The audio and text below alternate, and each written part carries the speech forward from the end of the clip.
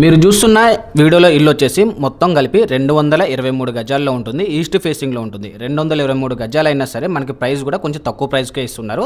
East ఫేసింగ్లో ఉన్న ఈ ఇల్లు వచ్చేసి మనకి 7 years ఓల్డ్ కన్స్ట్రక్షన్ అండి. సొంతంగా కట్టుకున్న ఇల్లు. మనకి బోర్ కూడా అవైలబిలిటీ ఉంది.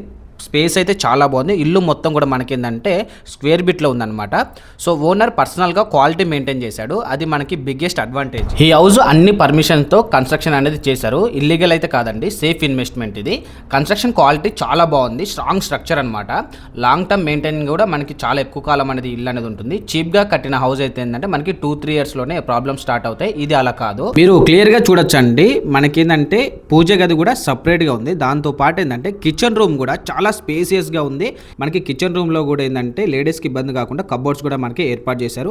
మీరు క్లియర్గా ఫినిషింగ్ అనేది చూడొచ్చు. స్ట్రక్చర్ అనేది ఎంత క్లీన్గా ఉంది ఏంటి అని చెప్పేసి కబోర్డ్స్ వరకు కూడా కావచ్చు అన్ని. ఈ హౌస్ వచ్చేసి మనకి ఖమ్మం టు బోనకల్ వెళ్ళే రూట్లో మనకి ముస్తాఫ్ నగర్ నుంచి రిజిస్ట్రేషన్ ఆఫీస్ దాటిన తర్వాత జయశంకర్ స్టాచ్యూ దగ్గరలో ఈ హౌస్ అనేది ఉంటుంది అనమాట.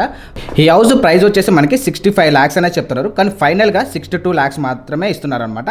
ఇంట్రెస్ట్ ఉన్న పీపుల్స్ మాత్రమే ఈ నెంబర్కి కాల్ చేయండి.